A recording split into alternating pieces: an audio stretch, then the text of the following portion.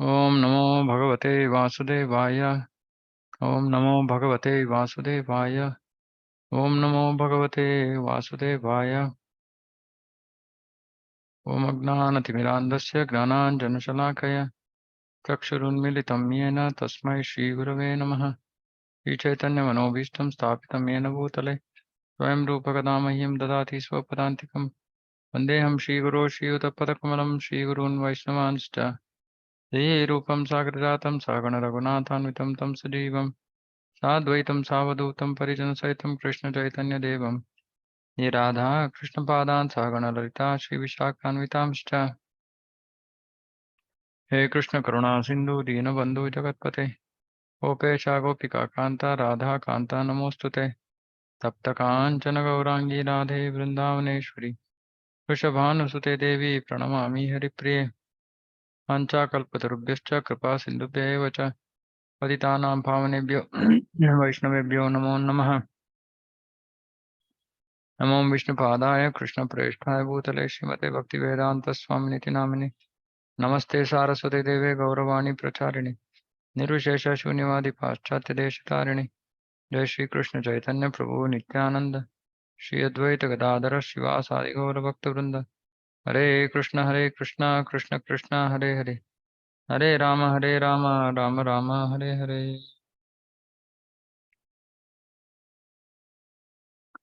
हरे कृष्णा। आज हम पिछले हफ्ते हमने भोग ऐश्वर्य के बारे में सुना। भोग ऐश्वर्य प्रसक्तानां तया परत चेतसां व्यवसायात्मिका बुद्धि समाधो न विधीयते। जो व्यक्ति भोग और ऐश्वर्य के पीछे पड़ा है उसका चेत चेत चित्त मन अपहृत हो गया है। भोग और ऐश्वर्य उसका मन को अपहरण किया है। तो व्यवसायत्मिका बुद्धि समाधो न विधीयते, वो अपना मन को भक्ति में नहीं लगा सकता। इसका मतलब है उसका मन इधर उधर बहुत सारे विषयों के ऊपर घूमता रहता है, लेकिन भक्ति में दृढ़ स्थापित नहीं हो सकता वो। हम्म। तो जो भक्ति में आगे आगे बढ़ना चाहते हैं उनको थोड़ा सब सब जीवों में भोग और ऐश्वर्य के इच्छा रहती है, लेकिन यहाँ कृष्ण बता रहे हैं कि उसमें इतना बहुत ज्यादा डूबना नहीं चाहिए। उसका कारण क्या है वो अभी अगले श्लोक में भगवान बता रहे। अभी श्लोक संख्या 45। त्रैगुण्य विषया वेदा निस्त्रैगुण्यो भव अर्जुन निर्द्वंद्वो नित्य सत्वस्तो निर्योगक्षेम आत्मवान। वेदों में अभी पिछले दो श्लोकों में कृष्ण वेद के बारे में बता रहे हैं कि वेदों में क्या है। कर्मकांड है। कर्मकांड से जो अटक गया है, उससे आकर्षित होके वहां अटक गया है, वो क्या होगा। वेदों में मुख्यतया प्रकृति के तीनों गुणों का वर्णन हुआ है। तो इसका मतलब क्या है कि तीन गुण हैं, सत्वगुण रजोगुण तमोगुण। अभी जो वेद में जो ज्ञान दिया गया है वो इस तीन गुणों में जो व्यक्ति है, सत्वगुण का व्यक्ति के लिए भी है, रजोगुण का व्यक्ति के लिए भी है, और तमोगुण का व्यक्ति के लिए भी है। और वेदों का ज्ञान कैसा रहता है कि अगर सत्वगुण का व्यक्ति का बोल रहे कि लेफ्ट जाओ, उसी सिचुएशन में तमोगुण का व्यक्ति को बोलेंगे राइट जाओ। तो जो इसको नहीं समझता, अपना गुण क्या है और ये सब जो वेदों के बारे में ये सब नहीं जानता है, वो कंफ्यूज हो जाता है कि ये क्या लेफ्ट भी बोल रहा है राइट भी बोल रहा है। तो इसलिए वेदों का ज्ञान किनके लिए है, जो संपूर्ण जो ब्राह्मण ब्राह्मण है उसको ही उसको ही समझ में आ सकता है ये जो वेदों का ज्ञान। तो यहाँ उसके बारे में अभी कृष्ण बता रहे हैं कि वेदों में ये तीन गुणों के संबंधित ज्ञान है, सत्वगुण रजोगुण तमोगुण। और ये सत्वगुण रजोगुण तमोगुण क्या है, इसके बारे में हम थोड़ा आज सुनेंगे। लेकिन ये 14th चैप्टर से ये हमको समझ में आएगा। अभी थोड़ा मैं सिर्फ मुख्य श्लोकों को यहाँ से पढ़ रहा हूँ। 14, अध्याय 14।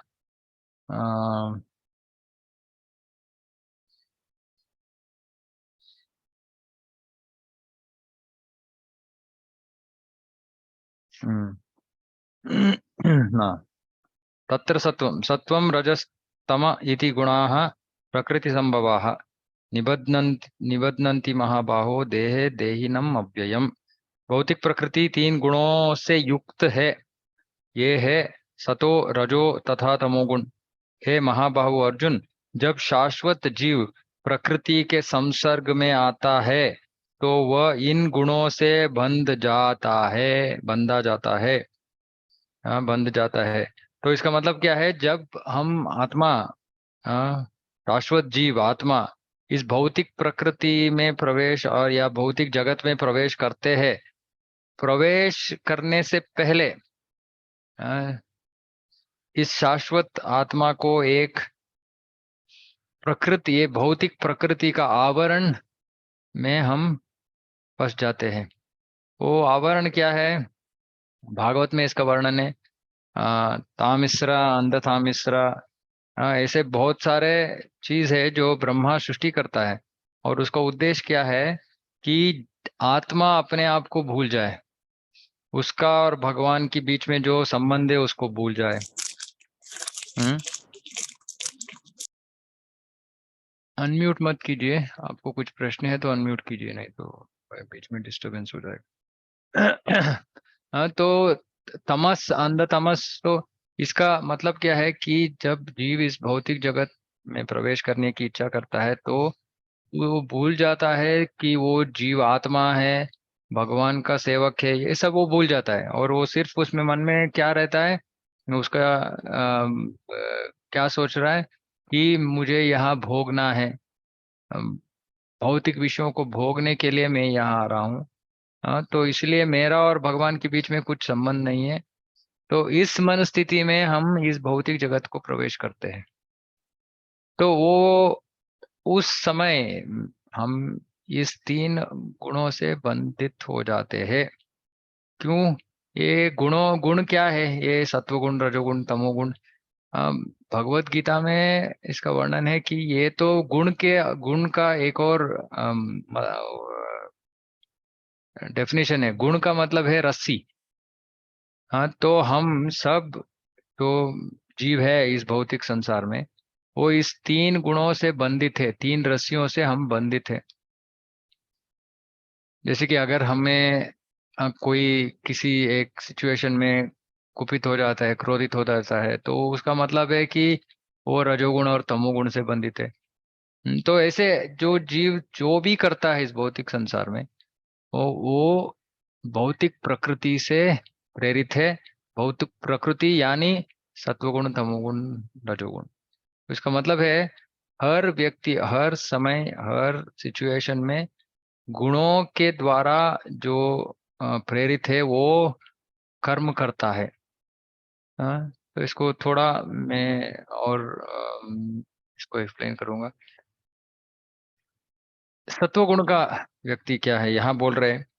हाँ, सतोगुण अन्य गुणों की अपेक्षा अधिक शुद्ध होने के कारण प्रकाश प्रदान करने वाला और मनुष्यों को सारे पाप कर्मों से मुक्त करने वाला है।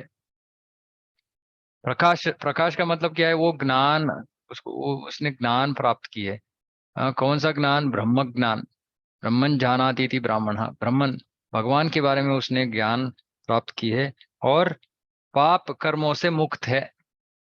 सत्वगुण में जो आदमी है उसको पता है कि पाप क्या है पुण्य क्या है। और पाप कर्मों से वो मुक्त है। हम्म।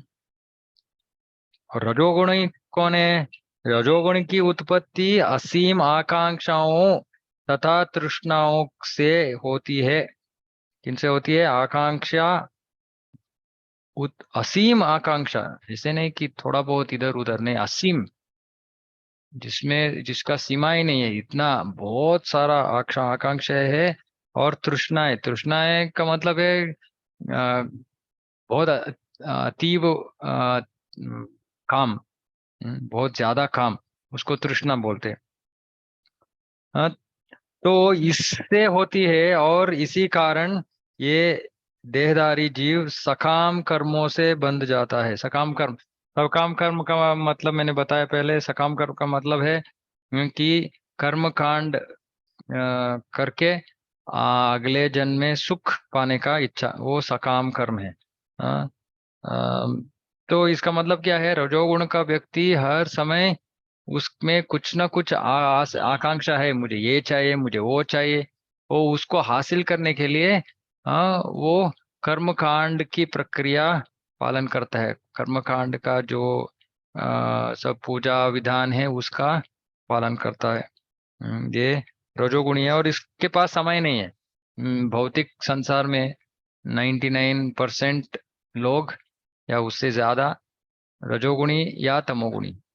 तो जब हम रजोगुणी के पास जाते हैं और बोलते हैं कि भगवत गीता प्रवचन सत्संग में आओ, बोलते हैं समय नहीं है मेरे पास। तो जिनके पास समय नहीं है वो रजोगुणी है। अभी तमोगुणी, तुम जान लो कि अज्ञान से उत्पन्न तमोगुण समस्त देहधारी जीवों का मोह है। इस गुण में प्रतिफल पागलपन, आलस तथा नींद ही जो बद्ध जीव को बांधते हैं। तो जो तमोगुण में है उसको कुछ करने का इच्छा नहीं है। वो सिर्फ सोता रहता है, पागल पागल है, नहीं तो आलस, बहुत आलस है, लेजी, कुछ करने का उसको इच्छा नहीं है। ऐसे जो है वो तमोगुण से प्रभावित है। तो एक व्यक्ति एक समय पे एक समय पे से एक व्यक्ति ये तीनों गुणों से प्रभावित हो सकता है।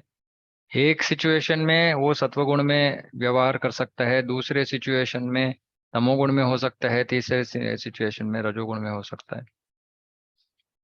ये इस कलयुग का विशेष गुण है।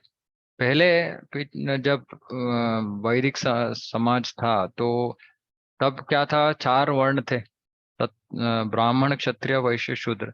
ब्राह्मण एक्चुअली वो ज्यादा से ज्यादा वो सत्वगुण में रहता है। और थोड़ा बहुत इधर उधर तमोगुण हो सकता है, लेकिन ज्यादा सत्वगुण है, सत्वगुण में है। तो ज्ञान के पीछे पड़ा रहता है। और ब्राह्मण का काम क्या है?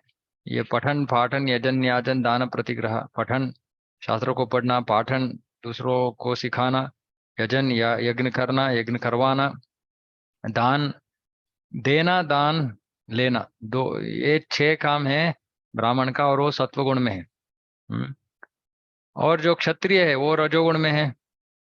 हाँ, जो रक्षण का काम करता है, लोगों को रक्षण देता है, तो ये रजोगुण में होना चाहिए। क्षत्रिय, शक्ति, स्थैर्य, धैर्य, ये सब रजोगुणी क्षत्रिय का गुण है। और तीसरा वैश्य, जो रजोगुण और तमोगुण कॉम्बिनेशन है उसको, रजोगुण और तमोगुण में। और शूद्र पूर्ण तमोगुण में रहता है। तो उसको किसी के लिए काम करना पड़ेगा, वो जो स्वामी है उसको उससे काम निकालता है। निकालता है, क्योंकि वो नहीं तो वो आलस्य, नींद, इसमें ही वो समय व्यर्थ कर देता है। तो ऐसे जो पहले तो ऐसे वर्ण थे। तो उसके हिसाब से हमको पता चलता था कि कोई आदमी सत्वगुण में है, रजोगुण है, तमोगुण में है। लेकिन कलयुग में तो शास्त्र में बताते हैं कि ये तो वर्ण संकर है। गर्भाधान संस्कार किए बिना पति पत्नी बच्चों को पैदा करते, तो ये तो वर्ण संकर बोलते हैं इनको।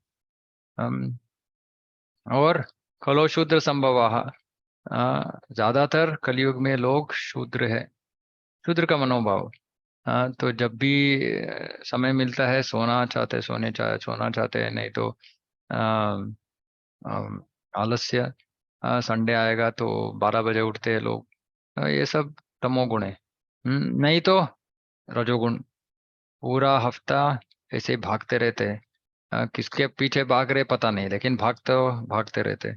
हम्म, तो कृष्ण यहाँ बोल रहे हैं कि भौतिक जगत में लोग इन 3 गुणों से बंधित है। हम्म, तो जब भी कोई कुछ बोलता है, कुछ करता है, वो इस गुण से प्रभावित है। जो सत्व गुण में है वो सत्व गुण से प्रभावित होके काम करता है। जैसे कि अगर एक उदाहरण देते हैं शास्त्र में कि एक ब्राह्मण था।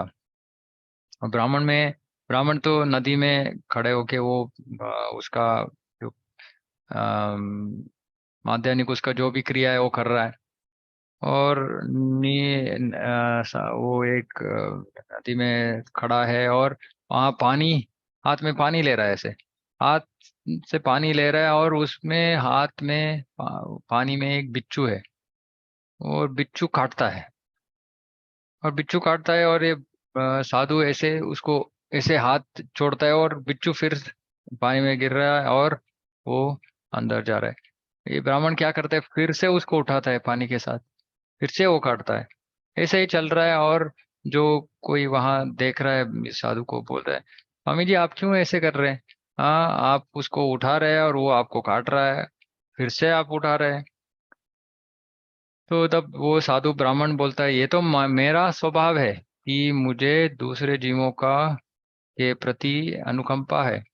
और ये जो जीव है ये बिच्छू, उसका धर्म है काटना, तो वो काट रहा है। वो क्षुद्र जीव है, वो अपना स्वभाव का प्रदर्शन कर रहा है। मैं क्यों ना अपना स्वभाव प्रदर्शन करूं? तो इसका मतलब है ये गुण जो है बहुत प्रबल है और हमारे ऊपर बहुत अ, प्रभाव करती है। जैसे कि ध्रुव महाराज तो 5 साल का बच्चा था, लेकिन वो क्षत्रिय का पुत्र था। तो उसमें वो जो जोश है वो उसका जो क्षत्रिय का मनोभाव है, उससे क्या होता है जब उसका स्टेप मदर, जो भी उस हिंदी में मुझे याद नहीं है क्या पद है, तो बोलती है कि तुम अपने पिता के पिता के ऊपर बैठ नहीं सकते। तो उसको गुस्सा आ जाता है कि ये क्या, मैं क्षत्रिय हूँ, मेरे पिता के ऊपर मैं बैठ नहीं सकता। तो ऐसे सोच के वो रो के वहां से निकल जाता है, फिर अपने माँ से बात करता है और भगवान को पाने के लिए वो जंगल चला जाता है। और नारद मुनि जब उनसे उससे मिलते हैं तो पूछते हैं, अरे क्या बाबा, तुम तो 5 साल का बच्चा है, ऐसे क्यों, इतना गुस्सा क्यों? तो बोलते हैं, नहीं नहीं नहीं, मेरी माँ ने ऐसे बता बोल दिया, ऐसे बुरा शब्द। तो मुझे एक राज्य हासिल करना है, मेरा पिता से बेहतर, दादा से बेहतर, ऐसे। तो वो क्षत्रिय भाव है जो क्या बोलते हैं, खून खोलता है, खोलता है बोलते हैं क्या, उबलता है।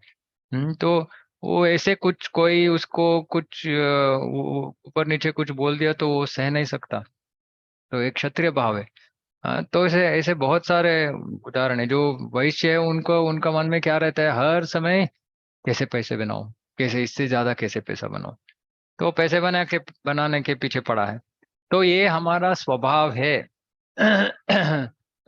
और कन्नड़ में एक ये सेइंग है कि जो जिस गुण से पैदा हुआ है उसको अगर अम, हम उसको उस निकाल नहीं सकते। वो जैसे हम पैदा हुए वैसे वैसे ही रहेंगे हम जीवन भर। तो इसीलिए जब किसी का शादी होते है तो फिर बाद में हम प्रयास करते हैं कि हमारे जो पति या पत्नी को चेंज करने के लिए प्रयास करते हैं, लेकिन वो नहीं होता है। हाँ, क्योंकि वो इतना स्ट्रांग है ये स्वभाव, हमारा स्वभाव जो है। क्योंकि ये स्वभाव कैसे बनता है, ये स्वभाव हमारे पिछले जन्मों में हमने किस तरह का काम किया है, सत्वगुण का काम किया है, रजोगुण का काम किया है, तमोगुण का काम किया है, उसके हिसाब हम इस शरीर को पाते हैं और उस स्वभाव को हम पाते हैं। तो इस स्वभाव को हम ऐसे ही हम निकाल नहीं सकते या चेंज नहीं कर सकते हम अपने आप को।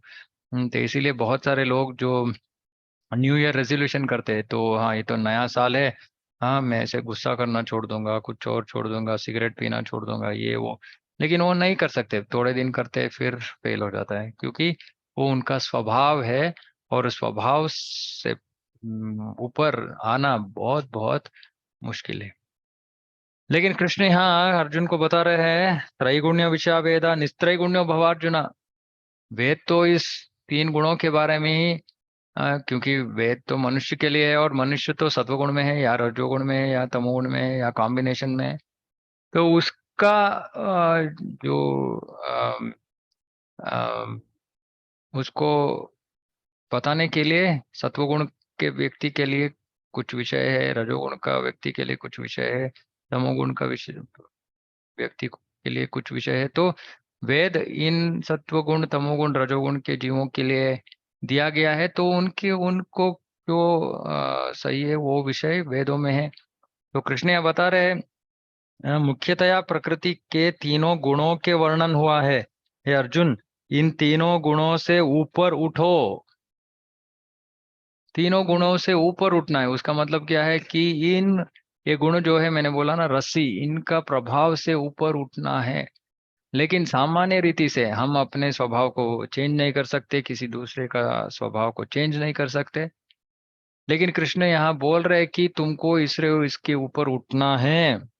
समस्त द्वैतों और लाभ तथा सुरक्षा की सारी चिंताओं से मुक्त होकर आत्मपरायण बनो। समस्त द्वैतों, द्वंद्व, द्वंद्व का मतलब क्या है? सुख दुख, श्वेत काला, ये सब सब कुछ द्वंद्व जो है, कृष्ण बोल रहे हैं इस द्वंद्व से। और लाभ तथा सुरक्षा। हाँ, तो लोग तो इस भौतिक जगत में यही चाहते हैं, लाभ चाहते हैं। जो भी करते पहले पहला प्रश्न पूछते हैं, इससे मेरा क्या है, मुझे क्या मिलेगा इसमें इससे। तो पहली बात तो लाभ है, और दूसरा सुरक्षा। जो हमारे पास है उसका रक्षण करता है, करते हैं हम, उसको खोना नहीं चाहते हम। तो कृष्ण यहाँ बता रहे हैं कि ये कुछ पाने का और कुछ खोने का, इस विषयों से ऊपर उठो। त्रैगुण, ये तीन गुणों से ऊपर उठो, क्योंकि इस तीन गुण में यही है, कुछ पाना, आ, कुछ खोने का डर, यही रहता है। तो बोल रहे ये सब को छोड़ के सारी चिंताओं से मुक्त होकर आत्मपरायण परायण बनो। आत्मपरायण का मतलब है आत्म में स्थित हो। हाँ, क्योंकि ये जो सत्वगुण रजोगुण तमोगुण है, ये तो भौतिक शक्ति है, भौतिक शक्ति का प्रदर्शन है तीन गुणों में। तो और कृष्ण यह बता रहे आत्मा तो आध्यात्मिक है, तो फिर इस भौतिक शक्ति से क्यों बंधित है? और आत्मा अंतरंग शक्ति है, भगवान का अंतरंग है, उसको तटस्थ शक्ति बोलते हैं। लेकिन वो अंतरंग शक्ति में भी रह सकता है, बहिरंग शक्ति में भी रह सकता है। लेकिन जो अंतरंग शक्ति है बहिरंग शक्ति से ज्यादा श्रेष्ठ है। तो अभी आत्मा जो श्रेष्ठ शक्ति से बना है, वो अभी एक क्षुद्र शक्ति, भौतिक शक्ति के प्रभाव में आ गया है और बंधित हो गया है। तो कृष्ण यहाँ बोल रहे तू तो इस भौतिक संसार का भाग ही नहीं है, तू इस यहाँ का नहीं है तू। हाँ, आत्मा होके तू तो आध्यात्मिक जगत में रहने वाला है। तो तू यहाँ तो फंस गया है पूरी तरह से। तो तुमको क्या करना है? इस भौतिक विषयों से ऊपर उठना है। भौतिक विषयों से ऊपर उठ कैसे उठते हैं हम? जब हम आत्मा के स्तर के काम करते हैं। अभी तो हम पूरा जीवन, अब तक हम तो सिर्फ भौतिक, ये शरीर का देखभाल के विषय में ही हम खो गए हैं। हर समय उसके बारे में चिंता है हमारा। कुछ पाना खोना ये सब शरीर के संबंध में है। हाँ, तो यहाँ कृष्ण बता रहे ये शरीर के संबंध में जीना छोड़ दो, आत्म के संबंध में जीना शुरू कर दो। और आत्मा का संबंध क्या है? आत्मा भगवान के अंश है, भगवान का सेवक है। भगवान का सेवा करना, भक्ति, इस विषयों के ऊपर चिंतन करो, उसमें जुड़ो। हम्म हम तो इतना देह के लिए, शरीर के लिए खाना दे रहे हैं, भगवान यहाँ बोल रहे आत्मा के लिए खाना दो। आत्मा का पोषण करो, आत्मा का जो काम है वो काम करो। और जब हम सतत रूप से आत्मा का जो काम है वो करेंगे तो हमको असली जो सुख है वो उसका अनुभूति होती है। लेकिन हम तो इतने सालों से, जन्मों से इस शरीर शरीर शरीर में ही शरीर ऐसे सोच के हम जी रहे हैं। यही मोह है। तो मोह भ्रम भ्रम यहाँ बोल रहे हो कि उस मोह से ऊपर उठो। हाँ, मोह से मुक्त हो। हम्म, तो हमको समझना चाहिए कि मैं ये शरीर नहीं हूँ, और इस शरीर के संबंधित जो भी विषय है वो शरीर से संबंधित है लेकिन मेरे से संबंधित नहीं है, क्योंकि मैं आत्मा हूँ। ये शरीर तो मेरा वाहन है, और ये तो तात्कालिक है। जो मैंने रूप, जो शरीर मैंने प्राप्त की है तो इस जन्म के लिए है, तात्कालिक है। अगले जन्म में मेरा शरीर तो बदलेगा। कौन सा शरीर मिलेगा वो तो मेरे इच्छाओं के ऊपर है, मैं किस तरह का जीवन बिताता हूँ उसके ऊपर है। हाँ, तो व्यक्ति किस गुण से संग करता है उसके हिसाब से उसका अगला जन्म। अगर कोई व्यक्ति हर समय रजोगुण तमोगुण में जीवन बिताता है तो अगले जन्म में ऊर्ध्वं गच्छन्ति सत्त्वस्ता मध्य तिष्ठन्ति राजसा, जो रजोगुण में रजोगुण जीवी है वो अगले जन्म में फिर से रजोगुण, फिर से मनुष्य जन्म पा सकता है अगर पाप नहीं की हो तो। जो तमोगुण में है वो ज्यादा पाप करता है और वो अगले जन्म में पशु का जन्म पा लेता है। जो सत्वगुणी है वो स्वर्ग लोक जा सकता है। तो हमारा जो अगले जन्म है वो इस जीवन में, इस जन्म में हम किस गुण के संग किए उसके ऊपर आधारित है। तो इस गुण से बंधित होकर हम क्या कर सकते हैं, इस भौतिक जगत में हम फिर से जन्म ले सकते हैं, पुनरपि जन्म पुनरपि मरणम। लेकिन कृष्ण यह बता रहे हैं इस गुण से ऊपर उठो। इस गुण से ऊपर, गुण के ऊपर क्या है? शुद्ध सत्व है, आध्यात्मिक चेतना है। हाँ, तो जब हम इस गुण से ऊपर शुद्ध सत्व के अंत तक पहुंचेंगे, उस व्यक्ति, वो व्यक्ति आध्यात्मिक जगत पहुंचता है। तो कृष्ण यहाँ अर्जुन को इनडायरेक्टली बोल रहा है कि ये गुणों से बंधित मत हो, यहाँ से निकलो, इस भौतिक जगत से निकलो, और मेरा घर आध्यात्मिक जगत में आ जाओ और मेरे साथ खुश रहो। हम्म। और वेद, वेद सब इसी विषय में, ये गुणों के विषय में ही सब कुछ जो भी मार्गदर्शन देता है वो शरीर के स्तर पर ही है। इसलिए वेदों में भी तीन भाग है। हाँ, कर्मकांड, ज्ञान कांड, उपासना कांड। तो कर्मकांड में कर्म करो, कुछ फल पाओ, फल से क्या, ऊपर ऊपर ऊपर ऊपर चलो, स्वर्ग में चलो और ऊपर चलो। यही है। हम्म। और जब कर्म कर कर करके व्यक्ति थक जाता है और बोलता है अरे इतना कर्म कर रहा हूँ लेकिन मुझे तो कहीं सुख का कुछ भी झलक भी नहीं है, तो फिर बोलते हैं ठीक है कर्म छोड़ दो, कर्म से कुछ नहीं होने वाला। अभी ज्ञान के मार्ग में जाते हैं, ज्ञान ढूंढते हैं, मैं कौन हूँ, मैं कहाँ से आया हूँ, मैं मुझे कहाँ जाना है। तो ज्ञान का मार्ग अपनाते हैं। फिर ज्ञान कर कर करके आखिर में उपासना, उपासना कांड, भगवान का आराधना करते हैं। फिर भक्ति में आते हैं। तो वेदों का असली जो उद्देश्य है वो क्या है? वेदेश्च सर्वे रामे वेद्या, कृष्ण बोल रहे हैं कि मुझे जानना ही वेदों का उद्देश्य है। लेकिन ये वेद कैसे है? बहुत इनडायरेक्ट है। सीधी रीति से कुछ नहीं बताता है वेद। हम्म जो व्यक्ति भौतिक, उसका आलोचना भौतिक स्तर पे है, वो वेदों से सिर्फ भौतिक विषयों को पाता है। लेकिन उस भौतिक विषयों के पीछे भगवान है, आध्यात्मिक जीवन है। लेकिन वो सब लोगों को तो समझ में नहीं आएगा, इसलिए बोलते हैं कि वेद पढ़ने के लिए बहुत एक बुद्धिमान व्यक्ति वेद वेद पढ़ सकता है और उसका जो तात्पर्य है वो जान सकता है। इसलिए कृष्ण यहाँ बता रहे हैं कि सामान्यतर जीव तो इस वेद का ये खूबसूरत विषयों में बंधित हो जाते हैं। क्योंकि खूबसूरत क्यों है? क्योंकि वो तो स्वर्ग लेके जाएगा तुम्हें। तो ये तो बहुत अच्छी बात है जीव के लिए। तो हम यहीं अटक जाते हैं। और उसके पीछे जो विषय है उसको जानने में विफल हो जाते हैं। तो कृष्ण इसीलिए अर्जुन को बोल रहे हैं, भूल जाओ ये सब। वेदों को भूल जाओ, ये सब गुणों से परे हो। गुण के बंधन में नहीं आना है। अभी तो फंस गए, लेकिन क्या करना है? कृष्ण बोल रहे हैं, इस गुण से ऊपर उठो, और मेरे धाम चलो। हम्म तो हमको समझना चाहिए कि जो सामान्य रीति से लोग बोलते हैं कि ये अच्छा खा कर्म है, हम देव देवताओं का पूजा करते हैं, या ये यज्ञ करते हैं, वो यज्ञ करते हैं, दान करते हैं, हाँ, ये सब सत्व गुण का कहाँ कर्म है? सत्व गुण का ये हम 14 अध्याय में पढ़ेंगे कि सत्व गुण का कार्य क्या होता है, रजोगुण में जीव जीव कैसे जीता है, तमोगुण, एक्सेट्रा एक्सेट्रा। लेकिन जो सामान्य रीति से लोग बोलते हैं ये अच्छा कार्य है, ये सत्वगुण का कार्य है। लेकिन कृष्ण यहाँ बोल रहे सत्वगुण भी नहीं चाहिए हमें। क्यों? सत्वगुण में जो है वो भी बंधित ही है। वो गोल्डन रोप से, गोल्डन रस्सी से बंधित है।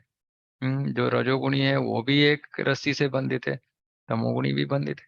और कृष्ण बोल रहे हैं, नहीं, इस बंधन से ही मुक्त होना है। तो गोल्डन रूप से बंधित होने का कुछ, उसका कुछ फायदा नहीं है। क्योंकि तीनों जो सत्वगुण में है, रजोगुण में है, तमोगुण में है, तीनों बंधित ही है, फिर से उन्हें जन्म लेना ही पड़ेगा इस भौतिक जगत में। और कृष्ण बोल रहे नहीं चाहिए जन्म। तो वो कहाँ से शुरू की? कहते कृष्ण ने भक्ति के बारे में बोलना शुरू किया और कह रहे भक्ति करो। हाँ, लेकिन जो इस वेदों के ये पुष्प भरित वचनों में वो अटक गया है, वो तो भोग ऐश्वर्य के पीछे जाएगा। और भोग ऐश्वर्य के पीछे जाने से मुझे, मेरा तो प्राप्ति नहीं होगी। तो कृष्ण, अर्जुन, तुम ये सब गुणों से ऊपर उठो, इस वेदों के पुष्प भरित वाक्यों से ऊपर उठो, और मेरी भक्ति में लगो। तो असली जो मनुष्य का धर्म है वो है भगवान की भक्ति। वो नहीं समझेंगे हम तो ये नीचे वाले धर्मों में अटक जाते हैं, सत्वगुण के धर्म, रजोगुण के धर्म, तमोगुण के धर्म। हम्म तो बहुत सारे लोग समाज सेवा कर कार्य करना चाहते हैं। क्यों? अच्छा है ये, दूसरे लोगों का को भलाई होता है। लेकिन ये तो सत्वगुण का विषय है, ये तो अच्छा है, बुरा नहीं है, अच्छा है। लेकिन हमारे लिए सबसे अच्छा चीज नहीं है ये। क्योंकि इससे भी पुण्य कमाते हैं, पुण्य कमाने के बाद उसको भोगने के लिए फिर हमें यहाँ वापस आना होगा। तो कृष्ण बोल रहे ये सब छोड़ो, इससे ऊपर उठो। और ऊपर उठने का मार्ग क्या है? भक्ति, भगवान की भक्ति। तो इसलिए बोल रहा था मैं कि दूसरे अध्याय में ही कृष्ण बहुत स्पष्ट रीति से जीवन का अंतिम मार्ग क्या है, ये क्या है, वो बहुत स्पष्ट रीति से उन्होंने दे दिया है। लेकिन लोग अपने इच्छाओं के अनुसार भगवत गीता को पढ़ते हैं। इसलिए हम बोलते हैं कि हमको अधिकृत परंपरा में जो भगवत गीता आया है उसको ही पढ़ना है। तो प्रभुपाद जी यहाँ तात्पर्यों में बहुत स्पष्ट रूप से लिखते हैं कि जीव का असली तो स्वार्थ है, भगवान की भक्ति करना। हम्म, तो यही हम समाप्त करते हैं। किसी का कुछ प्रश्न है तो चर्चा कर सकते हैं।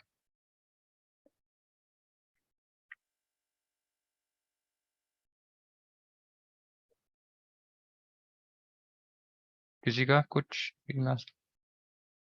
क्लियर है या कंफ्यूज है, कंफ्यूजन है? हम्म मेरा हिंदी से और मुश्किल हो जाता है समझना। ओके, किसी का कुछ प्रश्न नहीं है?